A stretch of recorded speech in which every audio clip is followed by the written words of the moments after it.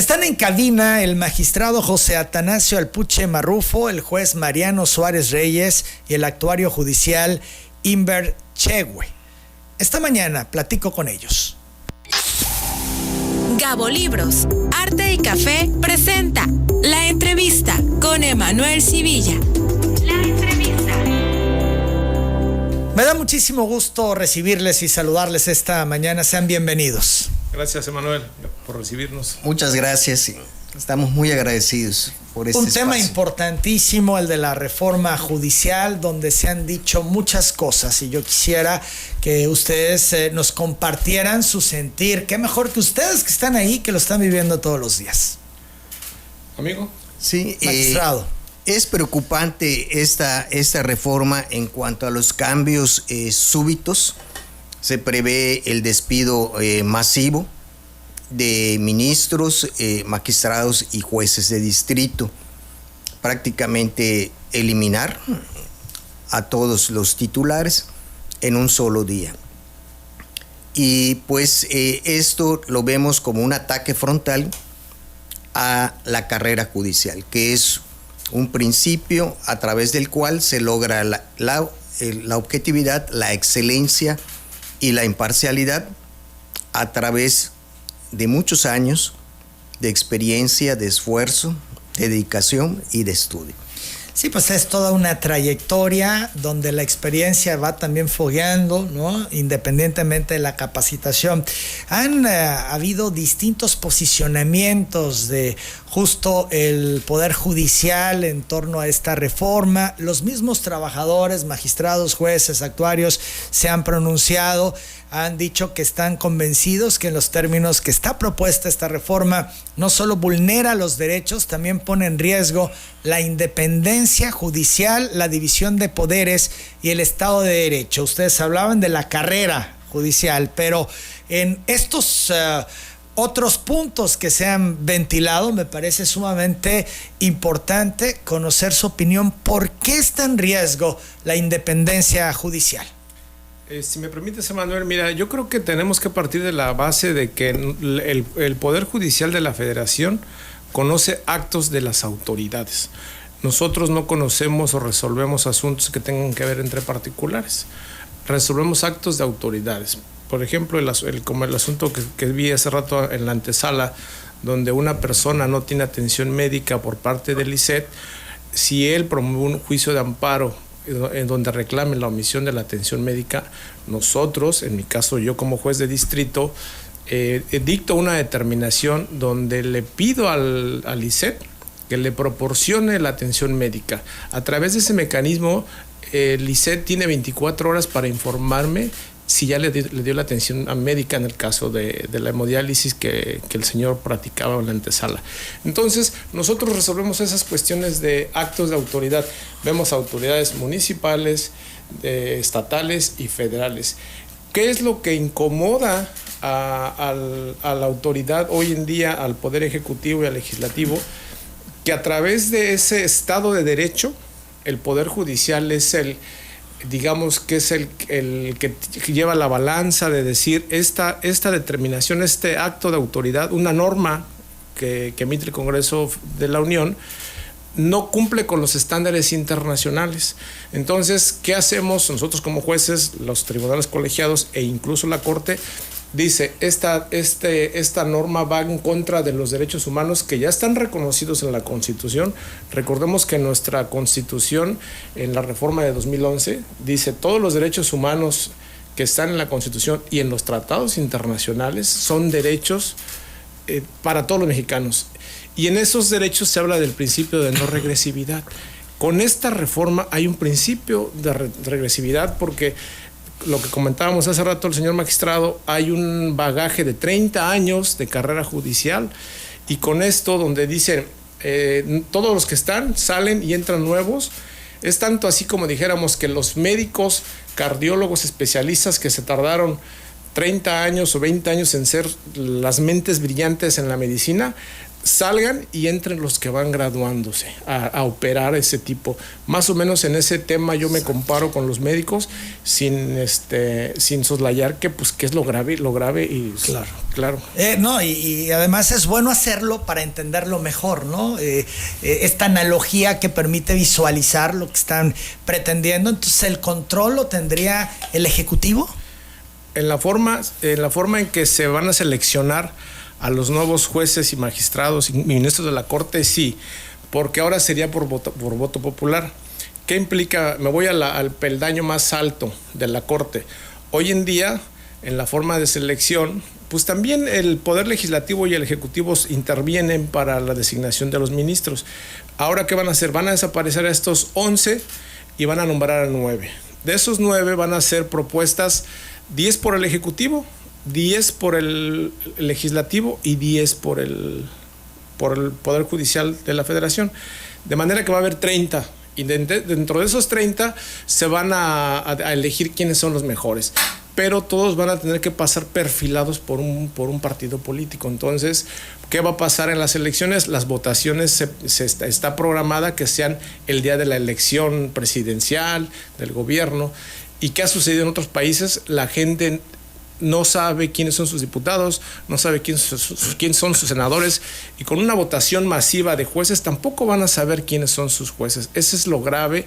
Entonces la sociedad tiene que enterarse de qué es lo que hacemos los jueces, tanto federales como locales, porque van a cambiar también a los jueces del estado de Tabasco. Y quiero yo pensar que después de que cambien a los del Poder Judicial de la Federación, el primer estado va a ser Tabasco. Es donde siempre ha habido como laboratorios legislativos en el estado que luego avientan al federal. Es que implica a todo el país, afecta prácticamente a todo el país. Son las 8 de la mañana, 58 minutos. Sin embargo, el argumento que desde el día 1 y antes, pero ya hablando como Ejecutivo Federal, ha dado el presidente de la República, es que el Poder Judicial está podrido. Vamos a la pausa, seguimos platicando con el magistrado, el juez y el actuario judicial. El Ejecutivo Federal, el presidente de la República, desde el día 1 ha dicho, el Poder Judicial está podrido. Por eso se requiere de una reforma profunda. ¿Qué dicen ustedes? Magistrado José Atanasio Alpuche Marrufo. Yo pienso que hay casos excepcionales, no es la regla general, de casos de corrupción en el Poder Judicial, algunos documentados, y se les ha seguido el procedimiento respectivo y se les ha sancionado. Son realmente pocos casos. El peligro real e inminente es que con este sistema de elección de jueces se va a elevar el número de casos de corrupción. ¿Por qué? Pues las personas que lleguen a integrar esas listas de candidatos a jueces, magistrados, ministros, no hay filtros para determinar su capacidad ética, moral, su conocimiento jurídico. Entonces, cualquier persona que tenga un título de abogado con antigüedad de 10 años puede llegar a ocupar esos puestos.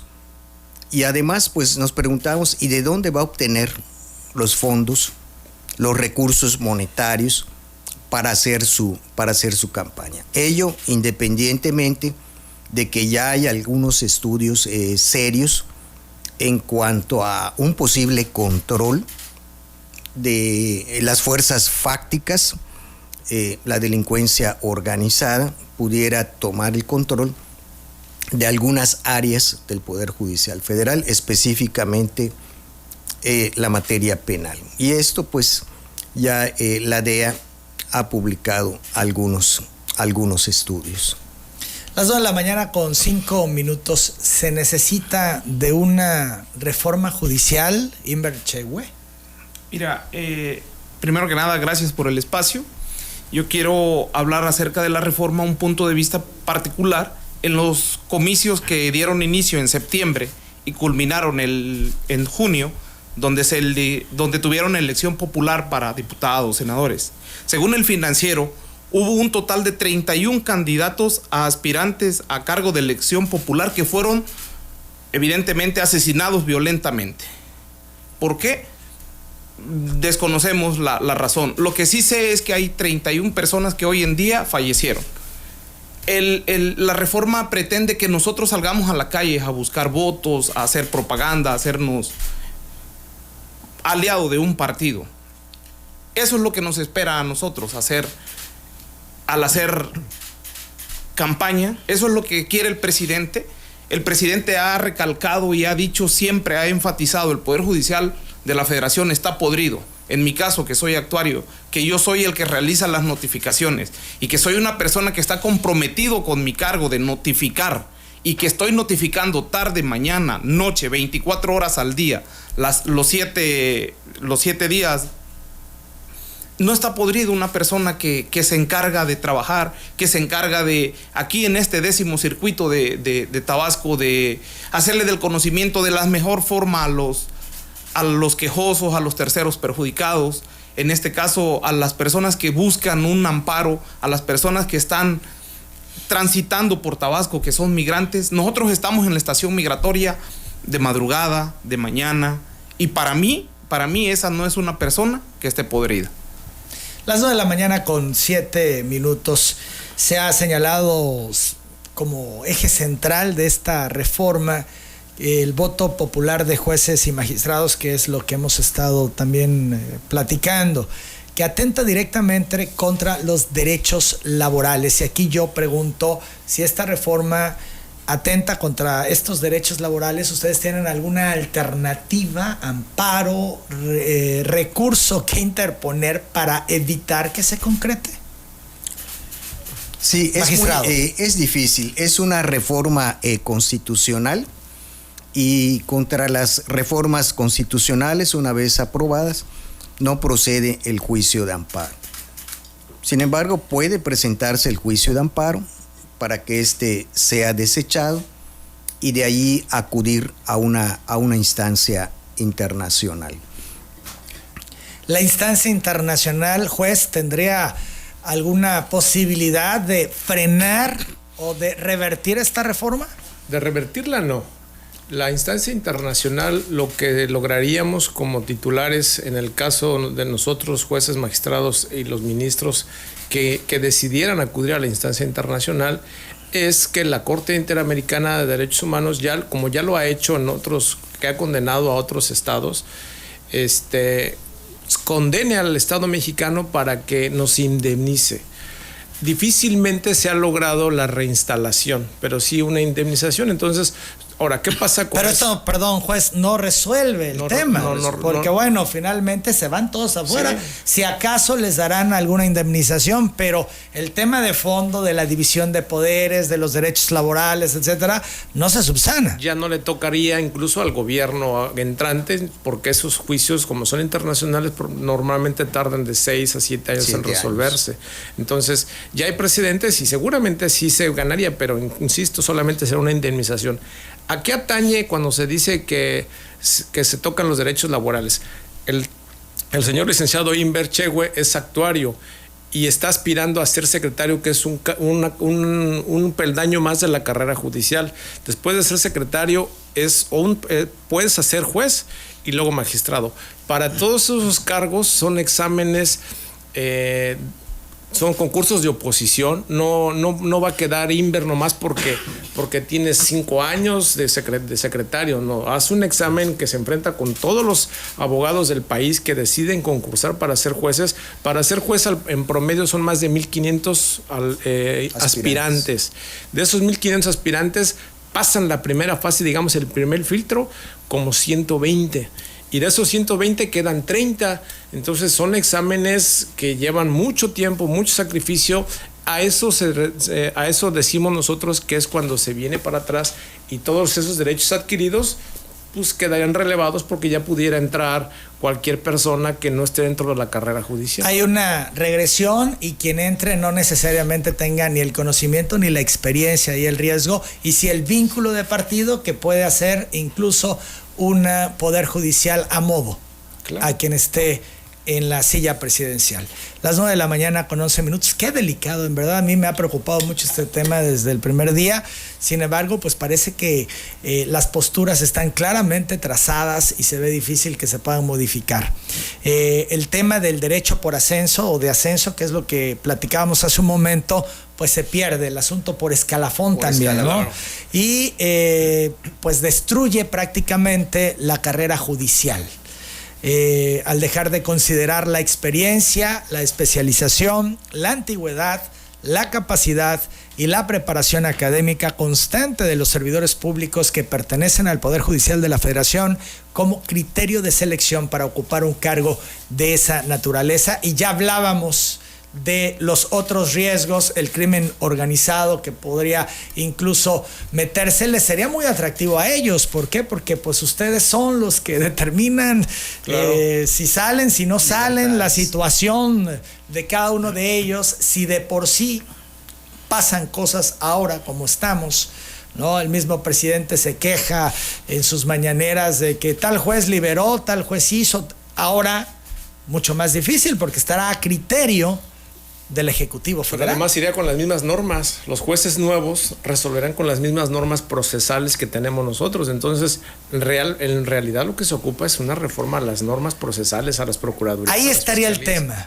La reforma a las normas. Claro, porque imagínate un ejemplo, tú entras de juez, vas a resolver con las normas que yo estoy resolviendo el día de hoy. Claro. Y si tú consideras que no vas que vas a detener a este cuate porque es homicida, pero si la norma procesal te dice, ¿sabes qué? No hubo violación al debido proceso, que es por lo que normalmente en materia penal nos exigen los tratados internacionales el cumplimiento al debido proceso.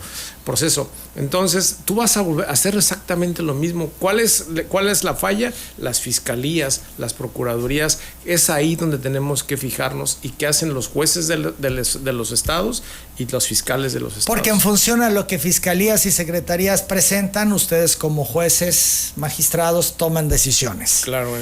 Las 9 de la mañana con 13 minutos. ¿Se convertiría entonces el Poder Judicial, los trabajadores del Poder Judicial, en empleados del presidente? Regresamos. El ministro de la Suprema Corte, Javier Lainez Potisek, rechazó que estén abusando de sus facultades para entrometerse en otros poderes o que quieran suplir las funciones del legislativo, como han acusado. Durante su participación en el cuarto foro de los diálogos nacionales por la reforma al Poder Judicial que se realizó en Chiapas, el ministro recordó que la jurisprudencia que permite al Poder Judicial revisar el proceso legislativo data de 2008 y solo por 3 cuestiones. Además, refirió que desde 1996 a la fecha la Corte ha revisado 221 asuntos sobre presuntas violaciones al proceso legislativo, de las cuales dijo solo en 4 han invalidado la norma impugnada. Ya lo he oído en varias ocasiones, por la Corte se ha excedido en su facultad de revisar el proceso legislativo. Solamente déjenme decirles muy brevemente, la jurisprudencia de la Corte que permite revisar el proceso legislativo data de 2008. Fue la primera y fue expedida precisamente por los grupos minoritarios que no eran escuchados en los parlamentos. La jurisprudencia 94-2001 evoluciona para ser respetuosos y decir no cualquier vicio. Conste que son leyes que se dan en los propios congresos. No cualquier vicio en el procedimiento legislativo es invalidante. Solo 3 votaciones, publicidad y por favor que escuchen. Desde 1996 la Corte ha abordado este punto en 221 asuntos. ¿Saben cuántas declaratorias de leyes federales lleva? 4. Respetuosamente no veo el abuso de la Corte por proceso legislativo. No hay abuso de la Corte al Poder Legislativo, es lo que señala este ministro de la Suprema Corte. El presidente fue cuestionado ayer sobre la propuesta de la ministra presidente Norma Piña de sentarse a dialogar y ver alternativas y demás. Bueno, pues el presidente dijo que con él no, que ahí está la secretaria de Gobernación, pero él no se sienta con ella. Claudia Sheinbaum también rechazó un diálogo directo con Norma Piña. Pues ya está el diálogo, para eso hay parlamento abierto, ya participaron los ministros de la Corte. La iniciativa fue enviada al Congreso, particularmente a la Cámara de Diputados, y la Cámara de Diputados, a propuesta, decidió abrir este Parlamento abierto, y ahí es donde se está haciendo abriendo el diálogo con ministros de la Suprema Corte, magistrados. Entonces, sobre la reforma judicial, pues es el espacio de diálogo que ya está abierto. ¿Usted no la recibiría? Pues es que para el tema de la reforma judicial, pues ahí es el espacio de diálogo. Entonces, a pregunta expresa si recibiría en su casa de transición a Piña, a la ministra Piña, la presidente electa dijo que nunca se negará al diálogo, aunque reiteró que el asunto es que ya está en manos del legislativo y que de hecho la abogada ya participó en uno de los foros. O sea, en otras palabras, no. También como AMLO, no la va a recibir. El diálogo siempre existe, o sea, nosotros nunca nos vamos a negar al diálogo. El asunto es que ya está en manos del legislativo la reforma judicial, y por eso se ha abierto la discusión parlamentaria. Ella ya participó personalmente en un diálogo de la reforma judicial, ya hubo este diálogo. Entonces, esta idea de que hay que reunirse con la próxima presidenta para cambiar una propuesta que ya se presentó, que fue parte del proceso de campaña, pues para eso están los diálogos en la legislación. El asunto es el objetivo que tiene este diálogo, ¿no? Entonces, claro que no nos cerramos al diálogo, pero sobre la reforma judicial está el diálogo del Parlamento abierto.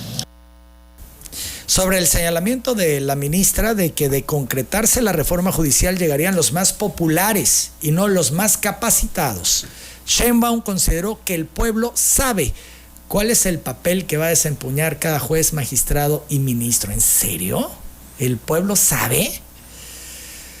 Yo creo que no. Las 9 de la mañana, 22 minutos, en este tema tan especializado y que implica la profesionalización, en fin. Bueno, y el llamado al diálogo por parte de la presidenta de la Suprema Corte, Norma Piña, debió ser al Poder Legislativo y no al presidente, ni a la virtual presidenta electa. Señaló esto el senador de Morena, Ricardo Monreal. Y así lo dijo desde Chiapas, donde se realizó el 4º Foro de Diálogos Nacionales. Sostuvo que Piña fue omisa en su llamado porque la reforma al Poder Judicial, aunque fue propuesta por el Poder Ejecutivo, está en manos del Legislativo.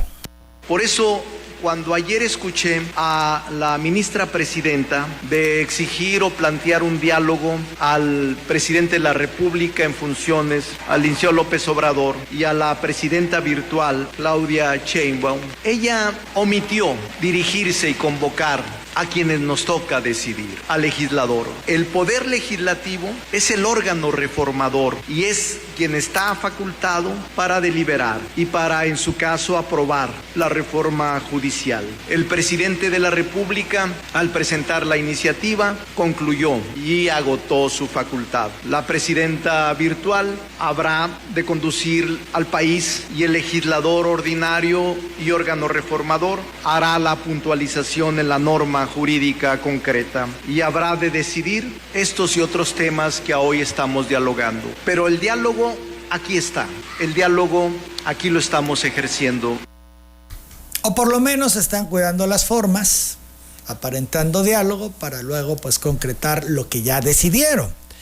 Monreal acusó que el Poder Judicial se convirtió en una critocracia, donde los jueces tienen un poder desmedido sobre los otros poderes del Estado, y la vacuna contra este mal es la elección de jueces, magistrados y ministros a través del voto popular. Desde entonces sabemos que la critocracia es una mala solución a las contradicciones permanentes entre derecho, justicia, legalidad y legitimidad. No es nuevo. Ya en el 2023, Israel y otros países estaban inmersos en un debate sobre los alcances de la judicatura en términos similares al que estamos viviendo en México. ¿Puede un juez revertir una reforma aprobada por la mayoría parlamentaria y hasta decirles en qué términos debe legislar? ¿Puede un juez sustituir la función del legislador? ¿Puede un juez frenar políticas públicas en beneficio colectivo? Esa y otras cosas se debaten a nivel internacional. La mejor vacuna contra la critocracia es precisamente la elección popular de los jueces, magistrados y ministros. Al compartir la misma fuente de legitimidad del voto ciudadano, los tres poderes estarían homologados. Los jueces con poder desmedido. Juez Mariano Suárez Reyes, ¿es así? Claro que no, es falso, porque nosotros sí estamos legitimados, porque la Constitución permite la forma, da las reglas para las cuales un ministro, un magistrado, un juez puede acceder al cargo. Entonces sí estamos legitimados. Por ejemplo, en el caso de los ministros, el día de hoy las elecciones a propuesta del presidente de la República nombra una terna. Y esa terna va al Senado y el Senado la vota. Entonces, hay una representación tanto del Ejecutivo como del Senado. Entonces, es falso que no estemos representados. Pero luego el Senado incumple y entonces ya les llega a ustedes y ustedes le ordenan al Senado que cumplan. Pero eso es otra historia. Esa es otra historia. Eso es en tema de leyes. En tema de leyes, cuando, por ejemplo, aquí en el estado de Tabasco existe una omisión legislativa a nivel federal, se legisló que todos los estados tienen que legislar en función a la revocación de mandato, como ya lo dice la Constitución. A todos los estados, en términos legislativos federales, les otorgaron, si no recuerdo, 180 días, algo así. Sí. Aquí en el estado de Tabasco todavía no está esa norma de la revocación de mandato. Nos presentan amparos a nosotros. En mi caso, yo como juez de distrito conozco en primera instancia y el señor magistrado en segunda instancia, donde un grupo de personas promueven la omisión del estado de Tabasco de legislar esa norma de la revocación de mandato. Entonces, ¿qué es lo que hacemos? ¿Qué le digo yo? Hago un estudio, veo que efectivamente la Constitución Federal ordena eso para todos los estados y reviso y digo, efectivamente, legisladores del estado de Tabasco están incumpliendo con ese mandato constitucional y por ende se concede el amparo para que a la brevedad se legisle sobre el tema. En la ley de responsabilidad patrimonial del estado fue a través de un juicio de amparo en que se ha logrado encaminar para que se legisle en responsabilidad también del Estado, también deriva de la Constitución. Entonces, como los jueces de distrito y la Corte en los casos le ordenan al legislativo y al ejecutivo hacer o no hacer alguna cuestión, es ahí donde donde estorbamos, donde vemos malas cosas, porque insisto, como empecé en la plática, nosotros vemos actos de autoridades locales, federales y sucesivamente. Con esta reforma al Poder Judicial, los trabajadores, los ministros, los magistrados, ¿se convierten en empleados del Ejecutivo? Yo pienso que sí, va a haber una subordinación derivada precisamente de las elecciones. Las elecciones de estos servidores públicos van a depender de listas previamente elaboradas. Y esto es, perdón, magistrado, sí. Incondicionales del Ejecutivo estarían llegando a estas posiciones. Así es. Por lo tanto, habría una influencia directa, podrían darles instrucciones para partidaria, que determinen un asunto de acuerdo a los intereses que pudiera tener el Ejecutivo. Así es, completamente. Habría una identificación partidaria de aquella persona que le permitió ingresar a la lista. En el caso, por ejemplo, en esta reforma se pretende desaparecer al Consejo de la Judicatura, que es el que administra a los jueces y magistrados, no a la Corte, y se pretende implementar un tribunal en materia administrativa que nos va a regular. Pero fíjate lo delicado de la regulación. Va a poder sancionar a jueces y magistrados por cualquier omisión. ¿Cuál es una omisión? Por ejemplo, que yo tenga en mi escritorio un asunto donde yo diga este juicio no pasa porque la legislatura incumplió con los tratados internacionales o con la Constitución, y que yo dijera no pasa y se concede el amparo para que se modifique porque tengo facultades para hacerlo. Entonces, que dijeran ese juez omitió estar con la Cuarta Transformación y por consiguiente me pueden sancionar. Ya ha pasado en otros países, en el caso Olón, si no recuerdo es de Honduras, les pasó exactamente a los magistrados del alto tribunal en ese país y fueron destituidos. Entonces sí es muy grave, situaciones que están ahí escondidas, que es difícil que la sociedad las pueda entender, pero precisamente pues estamos aquí para nosotros tratar de informar que esto sí es muy delicado, no para nosotros nada más, para todo el país. Sin embargo, ¿Han medido ustedes la percepción de la gente? ¿Qué piensa, qué dice la gente al respecto? ¿Está o no de acuerdo en esta reforma judicial? ¿Conoce a fondo de qué se trata? Sí, la gente básicamente en estos tiempos sabe lo que el titular del Poder Ejecutivo le ha dicho a través de las mañaneras. Nosotros llevamos una desventaja porque estamos frente a nuestro escritorio, laborando, haciendo nuestra actividad, y sin embargo el presidente tiene más espacio en la mañanera, lleva más tiempo diciéndole a la gente, a la ciudadanía, el Poder Judicial, y nos empieza a dar adjetivos calificativos que no son, ¿sí? No viene al caso repetirlo, y la gente no está informada. Tus servidores de Oaxaca, tengo familiares en Oaxaca, y le platicaba hace rato a mi jefe fuera del aire, que tengo una tía que ella no sabe qué es el Poder Judicial, que sabe que yo soy licenciado en Derecho, porque yo fui a la universidad en Oaxaca, y que sabe que yo trabajo, pero ella no sabe realmente mi función. No sabe que a través del juicio de amparo se puede hacer valer los derechos fundamentales. Personas que yo conozco de Oaxaca, amigos, familiares, incluso aquí en Tabasco, de repente me dicen licenciado, y ellos piensan que yo tengo un despacho jurídico, que estoy con un diputado, que el Poder Judicial le ayuda al presidente. No le ayuda al presidente. El Poder Judicial, su función es otra. Es un poder, son los tres poderes que tenemos, ¿no? El legislativo, el ejecutivo y el judicial, ¿no? Exactamente, y las personas se han quedado con lo que Andrés Manuel les ha dicho, ¿no? Hoy en día yo quiero decirle a esas personas que nos están escuchando que el Poder Judicial es digno de llamarse Poder Judicial, que el Poder Judicial somos gente de trabajo, que el Poder Judicial velamos por los derechos, que el Poder Judicial no estamos ni a favor ni en contra del Ejecutivo ni del Legislativo, que el Poder Judicial está para salvaguardar los derechos, y es lo que quiero recalcar y decir. Bueno, y a propósito de lo que decías, Inbert, de la mañanera, en el marco de este debate de la reforma al Poder Judicial, el gobierno federal ha exhibido que los ministros de la Suprema Corte tienen un ingreso total mensual de 792,258 pesos, que es el triple de lo que percibe el presidente López Obrador, y así lo da a conocer Elizabeth García Vilchis esta mañana, justamente ahí en la mañanera. Vamos al enlace. Decir el total, 792,000 pesos mensuales. Esto es lo que gana un ministro de la Corte. Díganme ustedes si no les parece excesivo. Miren, lo que llama la atención aquí es la incongruencia. Se la han pasado hasta la saciedad diciendo que ellos defienden la Constitución, pero vamos a recordarles algo. La Constitución dice que nadie, ningún servidor público puede ganar más que el presidente. Y esto es ganar el triple que el presidente. Esto es para los ministros de la Corte.